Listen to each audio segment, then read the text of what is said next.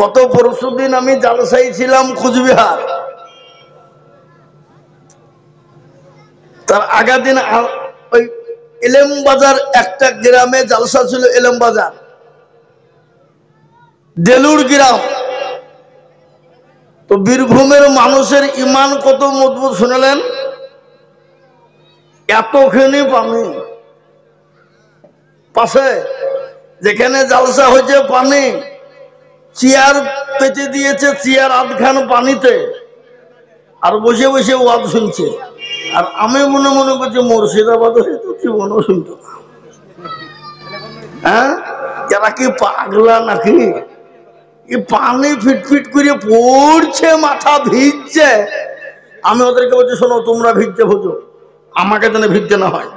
মাথায় ছাত্র ধরো ধরো, তুমি যে হুজুর কোনো চিন্তা না, আমরাও ভিজবো আপনিও ভিজেন, ওয়াজ কিন্তু চলবে, বন্ধ হবে না। আমি বলছি দেখো ভেনে কোন জ্বালা হইল। হ্যাঁ, কিন্তু তারা কি জানেন তো, আহলে হাদিস। কি আহলে হাদিস? তারা হাদিস কোরআন শুনে, জানে, মানে সব।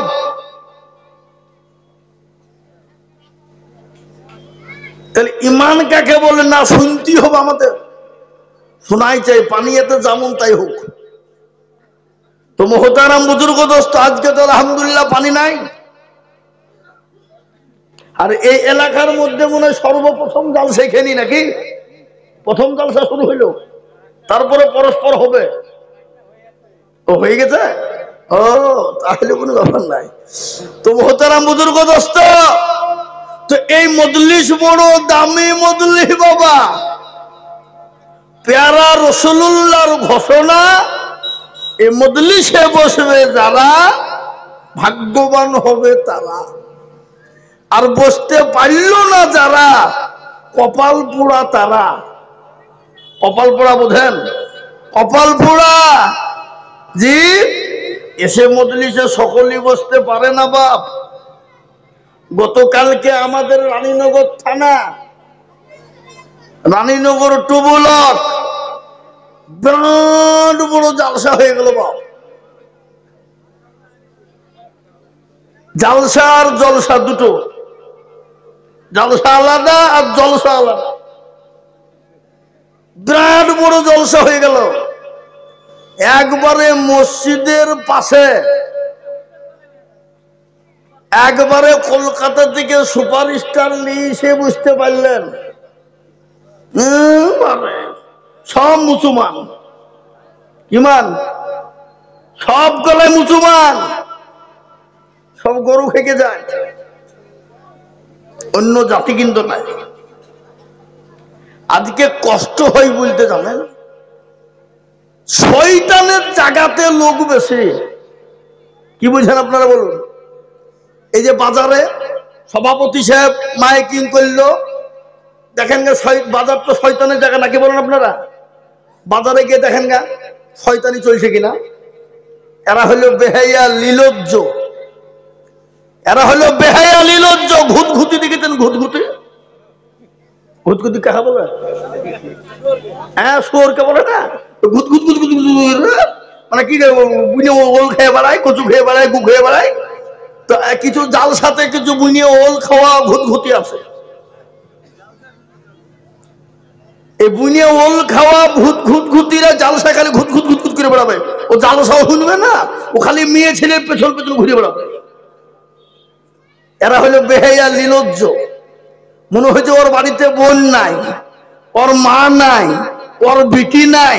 হ্যাঁ এ বাবা, যদি ওর মা ওর বিটি যদি না থাকতো, বোন যদি না থাকতো, তো ভর্তি তাহলে ঠিক আছে। আর তুই বুকে হাত দিয়ে বল, তোর মা, তোর বোন, তোর বিটি আছে কিনা? ছি ছি ছি ছি। আর আমাদের দেশের জালসা গুলা নেও, আজকে মেয়ের মা, মেয়ের বাপ বলছে না একটা দিন ঘুরবে তো। ও বাবা, জালসার দিনে কেউ করছে এনজয়, ধরা পড়লে ধনঞ্জয়, না ধরা পড়লে এনজয়। ধনঞ্জয় মানে বুঝতে পারলেন তো? এনজয় করতে গিয়ে যদি ধরা পড়ে যায় তাহলে ধনঞ্জয়, আর যদি ধরা না পড়ে তাহলে এনজয়। এ বাবুজি, কথা বুঝতে পারলেন? এর থেকে নিচে নেমে বলতে হবে আমাকে? হ্যাঁ হ্যাঁ, যারা বেহায়া নির্লজ্জ এখনো যদি মাইকের আওয়াজ তাদের কানে পৌঁছায়, তারা যদি মনে করে আমরা মানুষের জাত, মুসলমান ঘরের জাত, আমরা মায়ের জাত, বাপের জাত, তাহলে বাজার ছেড়ে দিয়ে ভদ্রলোকের মতন জালসা এসে জালসায় বসবে, নচেত আপনো বাড়ি আছে বাড়িতে গিয়ে বসে থাকবে। কি বলছেন আপনারা বলুন? হ্যাঁ, জালসা শুনতে হয়েছে না বদনাম করতে হতো না? মজলিসটাকে নষ্ট করতে হয়েছে শয়তানের মতো? তাই আমি অনুরোধ করব, যারা বাজারে আছো বাজার ছেড়ে দাও, তাহলে এর থেকে আরো কড়া কথা আমার কাছে আছে, কিন্তু বলবো না, ঠিক বলবো যদি না ছাড়ো তো। মহতারাম বুজুর্গ দোস্ত, তা এই মজলিসের চতুর্দিককে ঘিরে নিয়ে বসে কারা ধরে বলুন? কারা গো? ফেরেশতারা। যখনই এই মজমা শেষ হয়ে যাবে, ফেরেশতারা কার কাছে চলে যাবে? আল্লাহর কাছে। আল্লাহ তো সব জানে না? জানে না? সব জানে। জানার পরে বলে, হারে তোরা কোথা ছিলি? ঠিক করে বল। আল্লাহ ওই বাথানে দেখলাম মসজিদের পাশে মসজিদের জালসা, খোদা গো তোমার বান্দা বান্দিরে বসা। বলে কেন? আল্লাহ জাহান্নামের ভয়ে আর জান্নাতের আশাতে। তো বলে তারা কি জান্নাত জাহান্নাম দেখেছে? না, তারা তো দেখে না। যদি দেখতো, আল্লাহ যদি দেখতে পেত, তো দুনিয়ার সমস্ত কাজকে ফেলে দিয়ে তোমার গুণগুণে তারা লিপ্ত হয়ে যেত। আল্লাহ বলে, শোন, ওই মজলিসের ভিতরে যারা বসা এবং বসে আছে, আমি তাদের तमाम গুনাহগুলোকে ক্ষমা করে দিয়ে তাদের জন্য জান্নাতকে ওয়াজিব করে দিলাম। জোরে বলুন সুবহানাল্লাহ। জোরে বলুন না সুবহানাল্লাহ। আজকে আমি আপনাদেরকে বলি, এখনো সময়, দেশের এবং পরিস্থিতি বড় খারাপ, বড় খারাপ। ওগো মুসলমান, আজকে মনে মনে করছে আমরা মরবো না, ওমর হয়ে এসেছি। না, মরতে তো হবে, হবে না? হবে না? কখন কোন টাইমে মরবো? তাই আমি অনুরোধ করে বলবো, এখনো সময় আছে, আল্লাহর দিনে আমরা ফিরে আসি।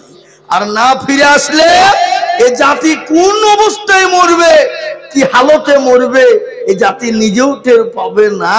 ও আল্লাহ ওয়ালারা, দিন ওয়ালারা, আজকে মুসলমানদেরকে কত বলবো? আচ্ছা বলুন তো, সারা পৃথিবীতে যত ধর্ম আছে, সমস্ত ধর্মের ভিতরে সবথেকে কালচার বেশি কোন ধর্মে হয়? মসজিদে, খুতবাতে, জুমাতে, মিলাদে, জালসাতে, কি কথা বলেন, দোকানে, চায়ের দোকানে হয় কালচার, হয় না? হয় না? আজকে জালসাতে তো যেমন তেমন হয়েছে বাবা, চায়ের দোকানে যে প্রচারটা সব থেকে বেশি হয়েছে।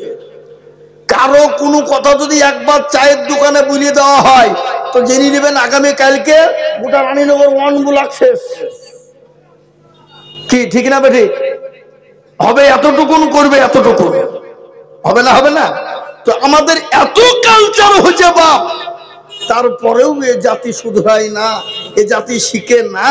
কবি বলে, তনহামা দাগে দাগে সুদ বম্বা গোজা গোজানে হাম, সারা অঙ্গে ব্যথা, কোথায় ওষুধ দিব আর লাগাবো, এ খুঁজে আমরা পেছিনি বাবা। মনে যদি পচন ধরে, খুঁজে কিরে পাওয়া যায়, মলম দিব কোন জায়গায়? মলম যে আমরা লাগাবো, সে জায়গাটুকুন আমাদের ভাগ্যে জুটছে না বা। তাই আল্লাহ বড়, আল্লাহ দয়ালু আরহামার রাহিমিন, আল্লাহ আমাদেরকে ভালোবাসে বাপ।